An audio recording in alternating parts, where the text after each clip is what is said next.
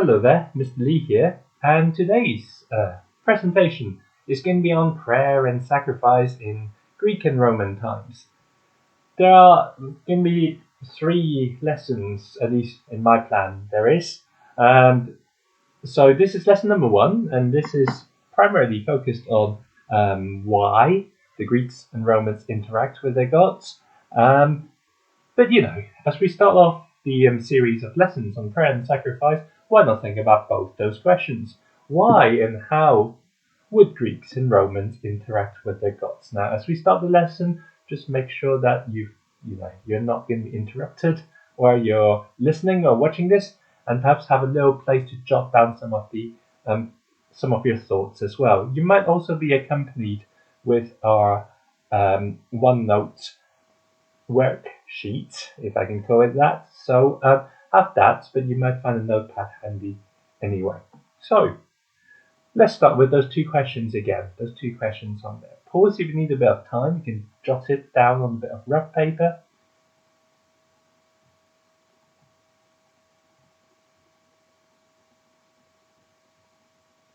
Okay, these are the questions that we're going to be looking at throughout our video lessons. So I'm not really going to go through it now, but as we go through the lesson, perhaps you can tick off any answers that you've thought of yourself. Without further ado, let's see what there is. And I think actually the first thing that we're going to try and answer is, how would Greeks interact with their gods? Not fully, but here are some possible answers. Perhaps you've seen them before, perhaps not. Perhaps the pictures would give you a clue, and if it's giving you further clue, you might have to pause it and just jot those ideas down again. On the right hand side, of course, it looks like some sort of calling out for the gods. Well, I presume the gods are above him, and that's why he's raising his hand out. And I presume the gods are more important than him.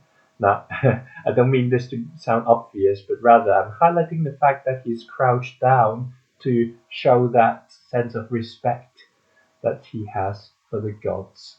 There are specific words, special words for this. Some call this an invocation. Some call this a supplication. Both those words are specific terms to do with calling out for the gods for some sort of help. In the middle image, you can see an animal, probably a pig, being brought to this thing on the right-hand side, this rectangular sort of structure, which is an altar, and a man with a sort of either a big truncheon or a knife. This is an animal sacrifice. And actually on the left hand side there, if you've been to the city of Bath, we've probably talked about this already. This is a curse tablet. It is made of lead. I think this one is still is a curse tablet about my beloved Wilbur being stolen. Although we're not quite sure whether that's a girl or a brooch. I'm not going to broach that subject. Instead, I'm just going to move on to today's presentation, which is on why the Greeks and Romans pray and sacrifice. The how comes in the next lesson. So why pray and sacrifice? Now, earlier on in that slide of the 3 sources, I've already suggested that something was stolen. So if someone has suffered some misfortune, they might call out for the gods. Well, I mean, the interesting question is, if you are a victim of crime and you're calling out for the gods, what do you reckon you'd be asking the gods to do? Now, the object is not called a cursed tablet for no reason, so in this case, it's to curse them. It's like a sort of asking for revenge. However, there are other reasons why you might call out on the gods. Those tablets are specifically for curse, but imagine you're not using the curse tablet. If it's something dear to you, you might ask for it to be brought back safely to you. Um, if it's important for it to be destroyed, if it contains a secret, then perhaps um, you would ask for the god to destroy it or make sure it doesn't fall into the right hands. All sorts of things. I know that sacrifice is not something alien to us, but wanting something to happen is something that we're familiar with. To bring it up to date with a modern example and to illustrate it with the best forwards of the best football club in England, um, here you have two Muslims who are making a prayer at the start of a match. Well, I say start of a match. Why do you reckon a footballer might wish to pray while on the pitch, or to show their superiority or the greatness of God while they're on the football pitch?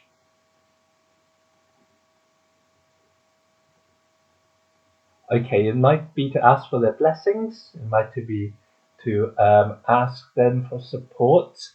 It might be to thank them for something, like for example, scoring a goal, or if you're a goalkeeper, saving a goal. It might be either of those things. It might just be that actually this is a very public arena to show support for the gods.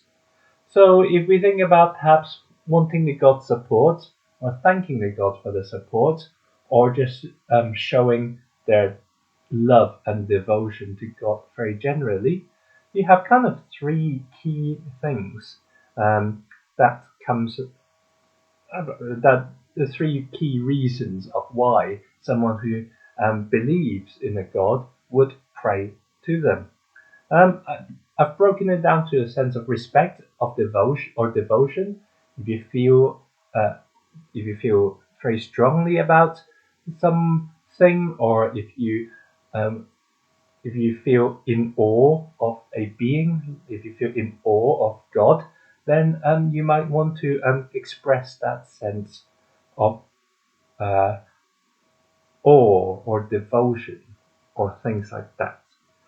If you believe that your success is based on their support, or that actually they give you that success, then you might want to ask for the success before they come, or thank them when your success have come. They don't necessarily have to. It doesn't necessarily have to be one or the other. You might both ask for it, and then when you get it, thank them for the same matter. If someone is hoping to score a goal, they might ask for that at the start of a match, and then thank them at the end of the match. If you wish to have a good exam results, you might ask them beforehand, and then when you get your exam paper, sorry, your when you get your exam results, you might want to thank them for getting that good grade.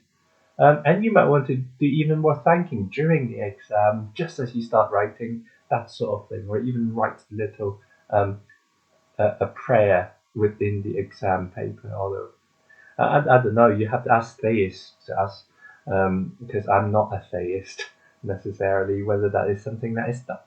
So, favors, very important. Apart from the fact that you might want to respect the gods, this sense of favor is very important. In Latin, there is a phrase, do ut des. It means, well, literally means I give so that you give. Or to put it in other ways, this is what I put on the table. Can you then put something back in return? All right. It's very important to not take advantage of the gods. Gods are human-like being. In many ways, they do get annoyed. They do get jealous. They kind of know if you're taking advantage.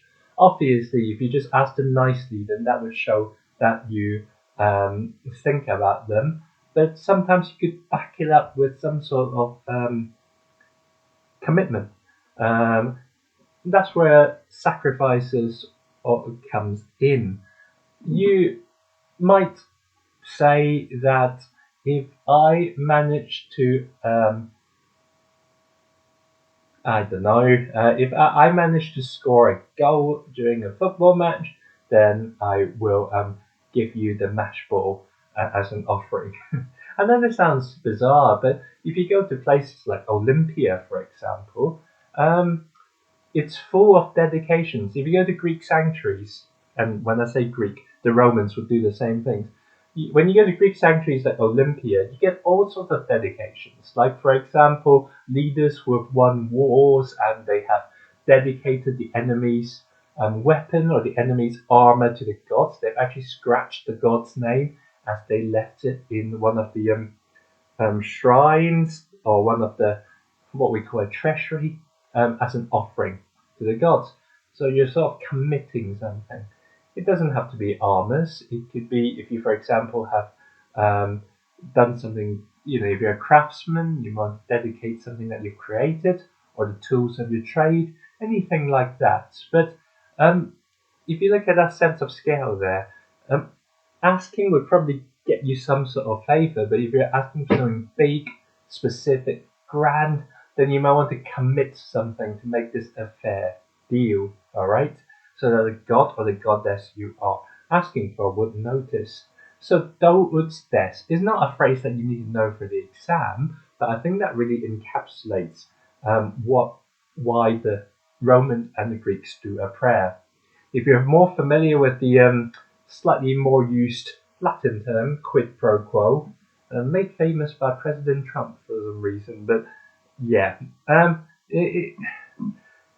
you could use the English phrase, if I scratch your back, you scratch mine. Is that how it goes? You look it up if I've got it right. But it's that idea of doing something for someone. It's kind of making favor counts. Making favors counts like a sort of bank account almost. However, whilst humans, you might expect humans to fulfill their contracts, like, if I promise to give you this, then you promise to give me that. Or if I promise to help you to do this, then you promise to help me to do that. Even humans don't necessarily fulfill that all the time.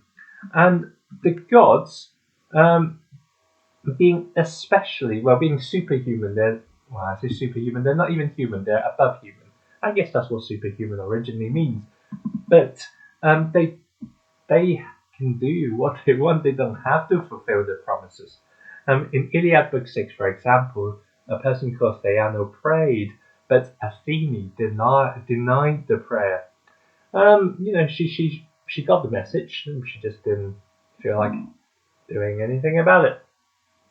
So I think Theano just prayed in the Iliad, but if Theano's offered something up, then he would have offered it in vain. It would be completely pointless. So in this case, Athene just wasn't interested. Or in the Aeneid, what happened in the Aeneid was someone called Pallas. Pallas in this case does not refer to Athene. Pallas is a character in the Aeneid. He prayed to Hercules to help him defeat his enemy called Turnus. However, Pallas was fated to die. Now, if the fate says your life should end here, that is it. That has to happen. And even a god like Hercules can't change that. Well, what I mean is, if he does try to, there'll be big implications because fate is one of those unwritten, invisible things that makes the world tick. So if he interferes with that, even a god cannot really interfere with that. And in this case, so Hercules didn't fulfill Pallas's prayer, even though he would have liked to, because something significant has led to it. I suppose the point is that there's no guarantee that prayers would work. But I suppose if you're religious, you'd probably understand that. Even if you're not religious, you know that hoping for something to happen does not necessarily mean that it will happen. Whew. Well, so that's basically the idea of why someone might pray. So on the next few slides, there are some quizzes. So for example, in these situations, are the following people praying for God's help in advance of doing something? Or are they doing it as a thank you for having achieved something, or just to be in God's good books. So have a little look. As a little stretch and challenge, you might consider which god they would pray to as well. Pause the video if you need a bit of time, and then I'll share my thoughts on what the answers might be.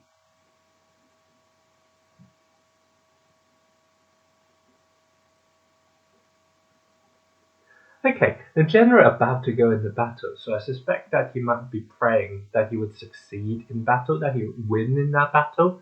So that'll be beforehand, and the god of war would be a good bet for that. You know who the god of war is, right? Either the Greek or the Roman one, right? Either Ares or Mars. It might not just be Ares or Mars. If you're a general and you're more strategic, Athene or Minerva, as the goddess of strategic warfare, would help. If you've seen the Horrible History sketch, you'd find that actually a general has to pray to many, many gods, and even that might not help him win the battle. Number 2, a hero who has defeated a monster would probably pray to whichever god or goddess would have guided him. The heroes, this is after, right? So thank you for the gods or goddesses. If you're Heracles, Athene would probably be the person you pray to. If you're someone like Aeneas, who I don't think who you will meet, then Venus would be the goddess you pray to. But most heroes tend to have a supporting god or goddess on their side. A woman about to give birth, so hoping that the childbirth would go well, and that would be beforehand, or A. In terms of goddess of childbirth, right, Hera or Juno is a good bet on this one. There's a more specific one as well. If you remember from the Heracles story, someone like Hestia, for example, might be useful. So those sort of goddesses. A sailor who happens to walk past a temple. Well, I suppose he could be thanking for what happened before, or hoping that the next journey would go well, but if there's no specific context, arguably it could be C. But whatever you've put down on here, as long as you've thought about it along the lines of what I've said, then that's probably fine. God of the sea or God of journey? Probably Neptune or Poseidon, then God of the sea. Or if it's a journey, then someone like Hermes or Mercury, the messenger god, would be quite useful. Unless it's a river, do you sail in the river? Maybe not. There are lots of river gods. Again, thinking back to your Hercules story, Ovid tells of the river god, right? I hope you remember. His name was Achelous. Okay, 5, a traveler about to go on a journey. So probably beforehand. And we've already mentioned the god of travel, might be someone like Hermes or Mercury. So those would be good bets. Right, final thoughts. If a Greek or a Roman make a prayer or sacrifice and it did not come true, how would they react to it and how would they feel? And make a case that prayers and sacrifice can help someone achieve their success psychologically. Now, I'll leave you to think about that yourself as we end the first part of prayer and sacrifice. But just to mention a second point, I guess what this question really is about is, even if you don't believe in God, even if you believe that God does not exist, the person who's praying might still benefit psychologically. They might still feel better about their prayer, right? So I suppose what I'm suggesting is, how might prayer just be something that would help someone to achieve success, even if there are no gods and gods play no part in it? And in answer to that question, whether you're a theist or not, you might be able to consider the psychological benefits there might be to someone who has enacted the prayer. I'm going to leave you at this point, and I look forward to be with you for the second presentation on prayer and sacrifice.